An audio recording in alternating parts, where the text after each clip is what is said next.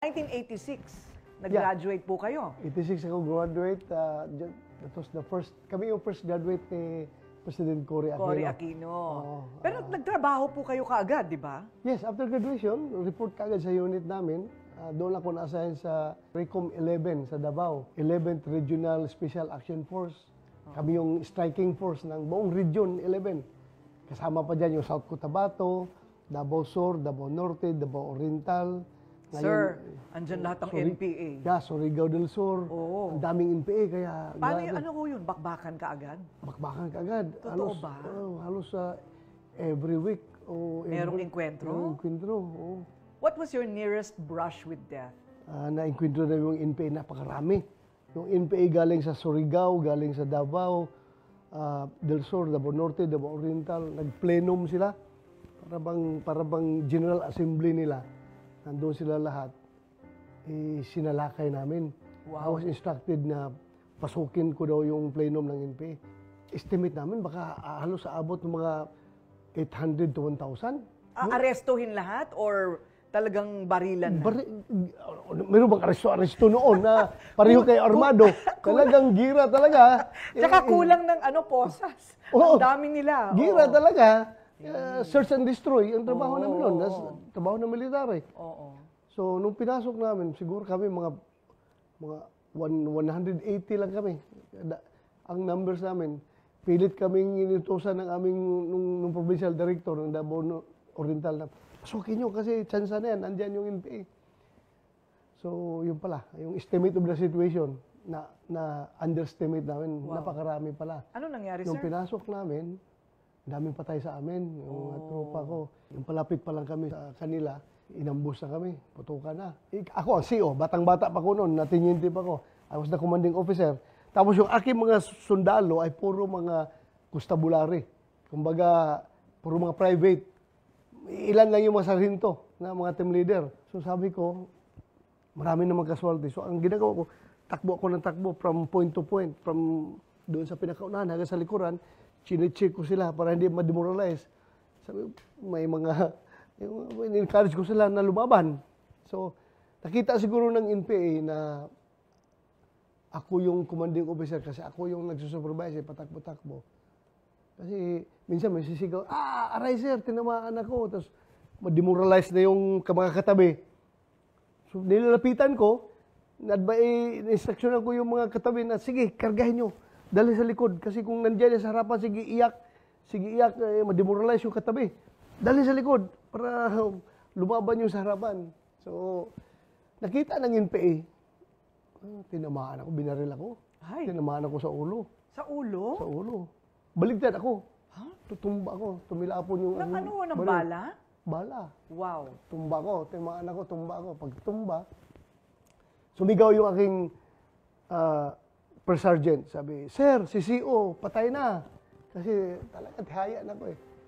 So yung aking platoon leader sa likod na si Lieutenant Flores, class 89 ng PMA, bagong graduate ng PMA yun. Nagsumigaw na assault kasi patay na si CO. Nag-assault nila. Yung inasultan nila na area, mga bahay sa ilalim, may mga paksol, may mga masinggan ng NPA. Doon, namatay yung aking platoon leader na si Lieutenant Flores, class 89. Yung tinumaan ako, nakahiga ako. Maya, pag open ang mata ko, buhay pa pala ako. Kinapak ko yung ulo ko, yung tawa ko. Pagkapak ko sa ulo ko, laking bukol. Oh, bukol! Dito sa ulo. Ano po nangyari dun sa bala? Hindi ko pa ma-explain. Hindi ako makapaniwala, pero So, hindi importante buhay ako. Yes, hindi nyo pa rin may paliwanag paano kayo nag-survive nung engkwentrong yun. Yun nga. Chung, gumano lang, tapos nabukulan lang kayo talaga, no? Paano kayo si Superman? I don't know. Basta, Kakaiba. yung pakiramdam ko talaga, bala yung tumama. Tok! Gumano yung ulo ko, tumba ko eh. May dugo, sir? Bukol. Wala. Wala? Bukol lang dito, talaga. malaking bukol. Oh. Ibang klase rin, ano? At nagtuloy-tuloy na nga. Tuloy-tuloy ang na. lahat ng mga pinagdaanan ninyo, 1999, naging ano pa siya, direktor sa Camp Crame. Ano po, sa Crame na kayo. Kailan po kayo napunta ng Manila from Mindanao? Nung kailangan, dito sa time na kailangan mo talagang umakyat sa krami to be yung aming career pattern. Para mag-advance ka sa career mo, you have to go to Camp Krami to acquire this position para ma-promote ka.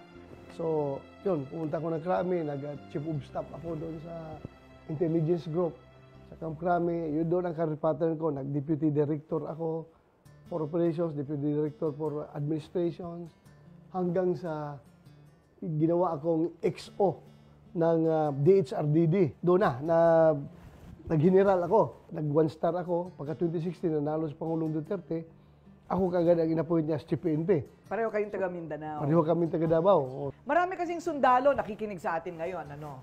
Ano ba talaga ang sikreto para umangat, at maabot mo yung pinapangarap mong rango? Lahat naman kami na mga officers, ang pangarap talaga is maging general. In order to achieve that goal, magsumikap ka talaga sa trabaho.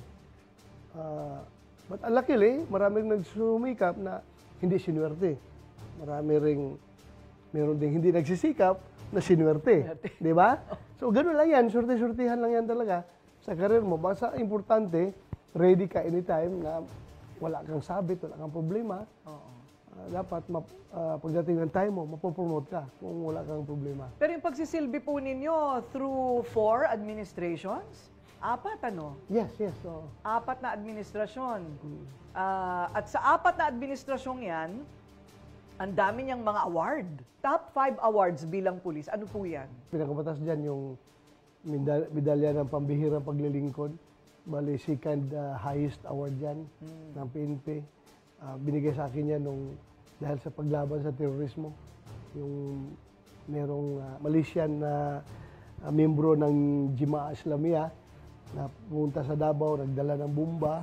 Kaya pasabugin niya yung hotel na puno ng mga Amerikano. May isang hotel doon sa Davao na kasi yung Typhoon Pablo ba yun? Typhoon Pablo, nagdatingan yung mga puti doon para tumulong sa relief and rehabilitation efforts sa isang hotel. Yung palang target nung terorista, Jemaah Islamiyah, si Zulkifli. Paano mo nakarating ng nagbarko? Bangka? Hindi. Kuhan siya eh. Di ba yung mga GI, mga foreign terrorists doon na nakabase na sa may Maguindanao area, kalakasan ng Imailip noon, di ba?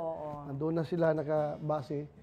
So, yun, bumiyahing Davao para magdala ng bomba, pasabugin yung hotel. Luckily, na-foil natin dahil yung intelligence report nakarating sa atin, inaksyon na natin. So, ni-wrestling ko yung terorista na may dala-dalang bomba sa likod. Kayo mismo? Oo, kasi nandun mas harapan ko. Nandun kami sa hotel. Sabi nung intelligence officer, Sir, yan na, bumaba sa hotel, yan na. So, pumunta doon sa counter, yung counter ng hotel, nilapitan ko na. Yung backpack niya ang gusto kong agawin.